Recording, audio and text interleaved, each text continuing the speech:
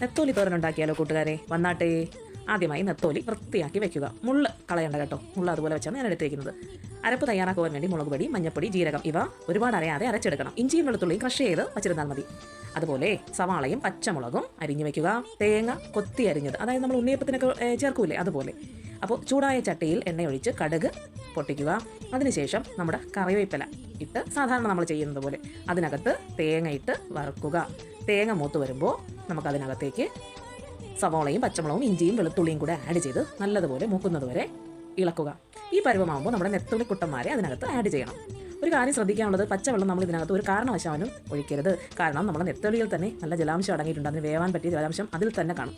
അപ്പോൾ അതിൽ നമ്മൾ ഇളക്കിയും ആവി കയറ്റിയും വെള്ളം മുഴുവൻ വറ്റുന്നത് വരെ നമ്മൾ കാത്തിരിക്കണം. വെള്ളം മുഴുവൻ വറ്റി നമ്മുടെ നെത്തോലി കുട്ടന്മാരും എല്ലാം ഡ്രൈ ആയി വരുമ്പോൾ, അതായത് വെള്ളം വറ്റിക്കഴിയുമ്പോൾ എന്തോ ചേർക്കണം? നമ്മുടെ അരപ്പ് ചേർത്ത് കൊടുക്കണം. അരപ്പ് ചേർത്ത് കഴിഞ്ഞിട്ട് അരപ്പ് മൂക്കുന്നത് വരെയും അതിൽ ബാക്കിയുള്ള ജലാംശമെല്ലാം വറ്റുന്നത് വരെയും അടച്ചു വെച്ചും ഇതേപോലെ ഇളക്കിയും നമുക്ക് എടുക്കാം. ഇപ്പോൾ ഇനി ഈ സമയത്ത് നമുക്ക് ആഡ് ചെയ്യാൻ പ്രധാനപ്പെട്ട ഒരാളുണ്ട്, കുരുമുളക് പൊടി. കുരുമുളക് കുട്ടപ്പന ആഡ് ചെയ്തതിന് ശേഷവും ഇതുപോലെ ഇളക്കി കൊടുക്കണം. ഈ സമയത്തെ കുരുമുളക് പൊടി ആഡ് ചെയ്യാവുള്ളത് പ്രത്യേകം ശ്രദ്ധിക്കണം. നമ്മളിതിനകത്ത് രുചി വർദ്ധിക്കുന്ന ഒരു സാഹചര്യമാണ് ഇത്. അതുപോലെ ഉപ്പില്ലെങ്കിൽ ഉപ്പ് ഇട്ട് ഇളക്കാൻ മറക്കരുത്. അങ്ങനെ നമ്മുടെ നെത്തോലി തോരൻ റെഡി ആയിട്ടുണ്ട്.